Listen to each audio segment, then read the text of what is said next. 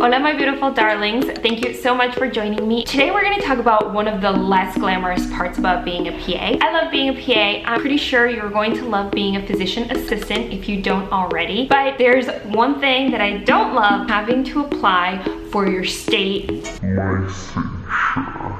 This is like so not a sexy topic, but it is something that every single PA has to go through, and I know a lot of you are graduating around this time. Whether you are a new PA who just graduated, or you're a current PA but you're moving, or you wish to practice in a different state, you're going to have to apply for state licensure. So today we're going to talk about all the steps that you have to take in order to practice. But first, welcome to the Coral Brief. I'm Laura. I'm a physician assistant working in dermatology at Curology, and due to the nature of my job in telemedicine, I actually have 15 different licenses in different states. I know. Luckily, we do have a whole department at Curology dedicated to helping us obtain and maintain our licenses, but we obviously have to be a part of it. And before I joined Curology, I actually applied to Rhode Island, Massachusetts, and California on my own.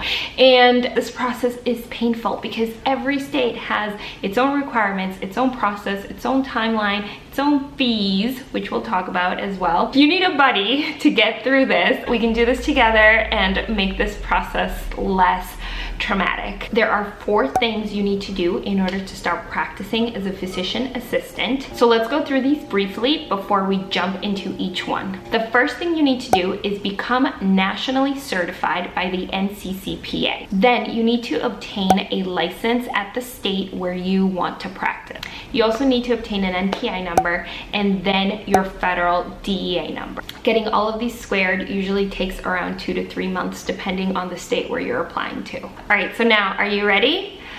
Let's dive in. So step number 1, being nationally certified. What does that mean? That means that you put your big boy or big girl pants on and you take the PANCE, the Physician Assistant National Certifying Examination, and you pass, and this gives you national certification. So if you're graduating around this time, you've probably already registered for the exam, but in case you haven't, the cost of this exam is $475. After you've taken the PANCE, it will take around 3 to 4 weeks to get your score, so you can start preparing other parts of your application or you can just relax. Up to you. You will need to have passed, so that score needs to be there for you to apply eventually. Okay, so now for the fun part. You need to submit an application to the medical board of the state that you're applying to. Every single state is different, but they usually are going to consist of the following: a written application, proof that you did in fact go to PA school and graduate from there. A lot of states ask for a transcript. The next part is license verification.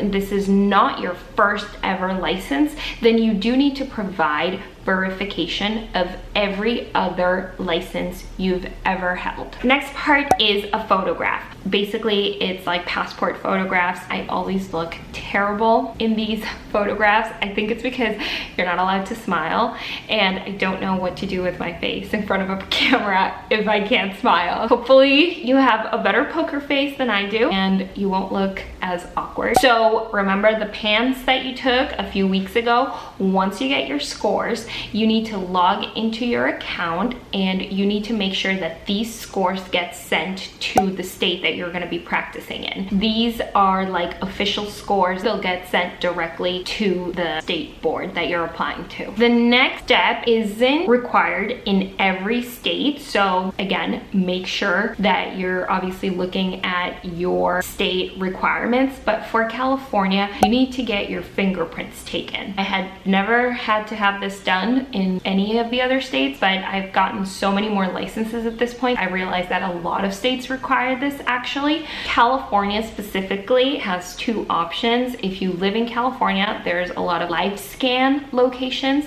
that you would go to. You would get your fingerprints taken there. But if you don't live in California or there's no live scan locations close to you, then you need to go to a fingerprinting facility that is official. So you can do this by going to your local law enforcement agency. For example, example, I go to the local sheriff's office, and you go in, they have fingerprinting cards there. You just tell them however many your state asks for, or however many states you're applying to, and they take the fingerprints for you, and they give you these sheets with your fingerprints, which you then have to send along with your application. You will also need to send in a self-query report from the National Practitioners Data Bank. Basically a database that has all information pertaining to any legal suits taken against you, convictions, anything like that, that's going to be there. You need to send in an official copy. So you log into the National Practitioners Database and you request a report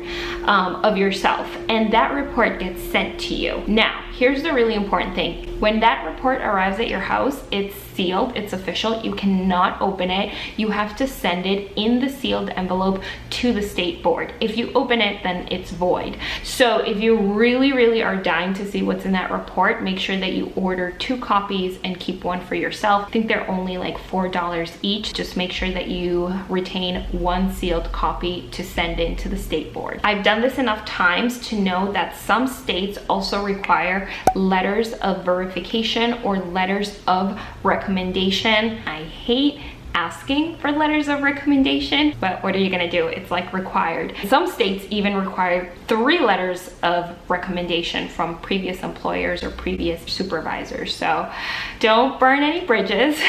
Along with your application and all of these items that we've included, you also need to include any relevant information specific to you. Like if you are in the military, you can actually get your application expedited. So make sure that you include all of the pertaining documentation.